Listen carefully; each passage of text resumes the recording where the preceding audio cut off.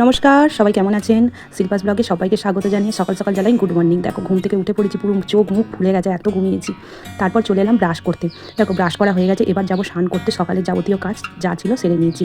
নিয়ে দেখো স্নান টানও সারা হয়ে গেছে। এবার যাবো হচ্ছে পুজো করতে। তো চলো পুজোটা করে নিই। দেখো পুজো করা প্রায় কমপ্লিট হয়ে গেছে, দেখতেই পেয়েছো। ঠাকুরকে সব কটা ঠাকুরকে সেবা দিয়ে দিয়েছি। আর এই যে আমাদের মা কালীর মন্দির, এখানে আমাদের গোপু সোনা, লক্ষ্মী সব ঠাকুর আছে। তারপর চলে এলাম রান্না বসাতে। এদিকে দেখো পায়েসটা বসিয়ে দিয়েছি। আজকে স্পেশাল কিছু নেই, কিন্তু তবুও আজকে আমার ছেলে খেতে চেয়েছে পায়েস, তাই সকাল সকাল বসিয়ে দিই। তারপর আজকে দেখো কী মেনু করবো, তোমরা দেখে নিশ্চয় বুঝতেই পারছো। আজকে করবো হচ্ছে নোটে শাক চচ্চড়ি। এই মেনুটাই আজকে আমি তোমাদের সাথে শেয়ার করতে চলেছি। তো চলো দেখে নাও তার জন্য আমার কী কী সবজি। দেখো নোটে শাক চচ্চড়ি করার জন্য কী কী সবজি আমি কুটে রেখেছি। এই যে পটল, মূলো, তারপরে তোমার লম্বা লম্বা করে ঝিঙে, তারপরে তোমার হচ্ছে এখানে মূলো, কুমড়ো, বেগুন, আলু, কচু সব আমি এইভাবে লম্বা লম্বা করে কুটে রেখেছি, আর কিছু চৌকো চৌকো করে কুটে রেখেছি। তারপর এই পাশে চলে এলো দেখো আমার নোটে শাক কোটা রেডি। এটা তারপর এদিকে দেখো আমি কড়াই তেল দিয়ে দিলাম। সব কটা সবজি ভালোভাবে আমি ভেজে নেবো। তার আগে বড়ি ভেজে নিচ্ছি কটা। তো আমার বড়ি ভাজা কমপ্লিট হয়ে গেছে। তারপরে দেখো যে লম্বা লম্বা করে সবজিগুলো আমি কুটে রেখেছিলাম, ভালোভাবে তেলেতে লাল লাল করে ভেজে নেবো। আগে প্রথম পটল, ঝিঙে এই সবগুলো ভেজে নিলাম, তারপরে এই সবজিগুলো ভেজে নিলাম।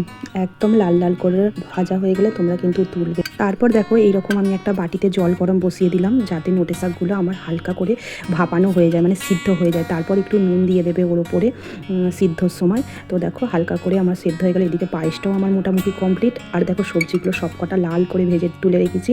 আর এদিকে চলো এবার তরকারিটা বসাবো। তার জন্য দেখো 3টে শুকনো লঙ্কা, 3টে তেজপাতা আর 5 ফোড়ন আমি তেলের মধ্যে দিয়ে দিলাম। তারপর পেঁয়াজ কুচিয়ে রেখেছি, সেগুলোও আমি কিন্তু দিয়ে দিলাম। পেঁয়াজটা লাল লাল করে ভাজা হয়ে গেলে তারপর তোমরা দিয়ে দেবে টমেটো কুচি আর কাঁচা লঙ্কা। পেঁয়াজটা লাল লাল করে ভাজা হয়ে যাবার পর তো দেখো আমি দিয়ে ভালোভাবে নেড়ে চেড়ে নিলাম। তারপর তোমরা রসুন বাটা দিয়ে দেবে। তো দেখো রসুন বাটা আমি এদিকে দিয়ে দিচ্ছি। তারপর আবারও নেড়ে চেড়ে নিয়ে তোমরা হলুদ গুঁড়ো, লঙ্কা, জিরে গুঁড়ো সবই তোমরা পরপর করে দিয়ে ভালোভাবে কিন্তু একটু কষিয়ে নেবে।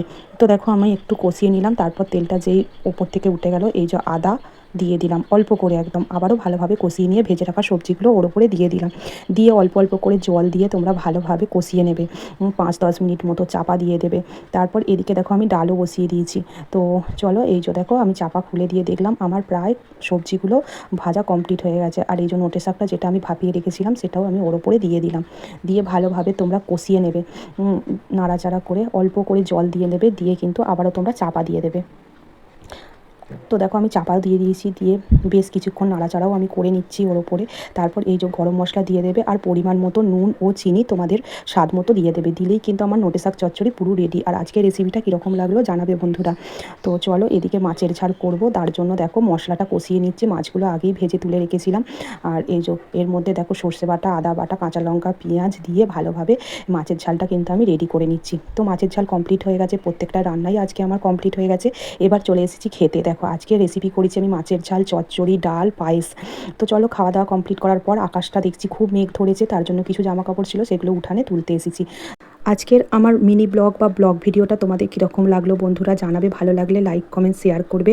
আর কেউ যদি ইউটিউব থেকে আমার ভিডিও দেখে থাকো একটু সাবস্ক্রাইবার করে দেবে। চলো সবাই ভালো থাকবে, সুস্থ থাকবে। এখনকার মতো এই পর্যন্তই, দেখা হবে নেক্সট একটা কোনো ব্লগ ভিডিওতে। চলো সবাই ভালো থাকবে, সুস্থ থাকবে, টাটা।